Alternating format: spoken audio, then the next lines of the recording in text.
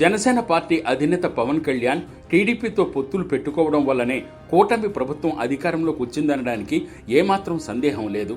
అయితే అధికారంలోకి వచ్చిన నాటి నుండి కూటమి పార్టీలు ఐక్యంగా 15 ఏళ్ల పాటు కొనసాగాలని అధికార పార్టీ కీలక నేతలు చెప్పుకొస్తూనే ఉన్నారు. కానీ కూటమిలో విభేదాలు ఉన్నాయని, జనసేన పార్టీ గ్రౌండ్ లెవెల్లో ఆధిపత్యం కోసం పోరాటం చేస్తోందని జోరుగా ప్రచారం జరుగుతోంది. ఇప్పటికే పదవుల నియామకంలోనూ జన సైనికులకు, టీడీపీ నాయకులకు మధ్య చిన్న మనస్పర్ధలు ఏర్పడుతున్నాయని గుసగుసలు వినిపిస్తున్నాయి. జనసేన పార్టీ అధినేత పవన్ కళ్యాణ్, మంత్రి నారా లోకేష్ 15 సంవత్సరాల పాటు కూటమి ప్రభుత్వం అధికారంలోనే ఉంటుందని నొక్కి వక్కానిస్తున్నారు.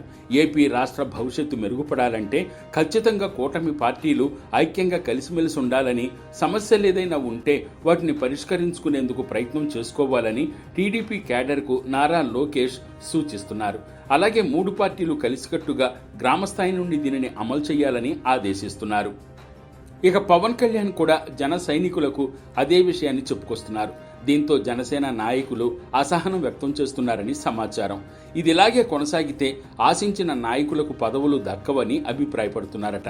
అంతేకాకుండా పొత్తుల కారణంగా టీడీపీ నాయకులకే అధిక సంఖ్యలో పదవులు వస్తున్నాయని, తద్వారా జన సైనికులకు అన్యాయం జరుగుతోందని ఆవేదన వ్యక్తం చేస్తున్నట్లు తెలుస్తోంది.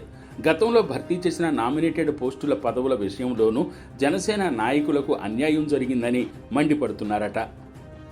మరోవైపు గత ఎన్నికల్లో సీట్లను త్యాగం చేసిన నాయకులు రాబోయే రోజుల్లో పదవులు ఆశించకుండా 15 సంవత్సరాల పాటు అలాగే ఉండిపోతారా అన్న అనుమానాలు పలువురిలో వ్యక్తమవుతున్నాయి.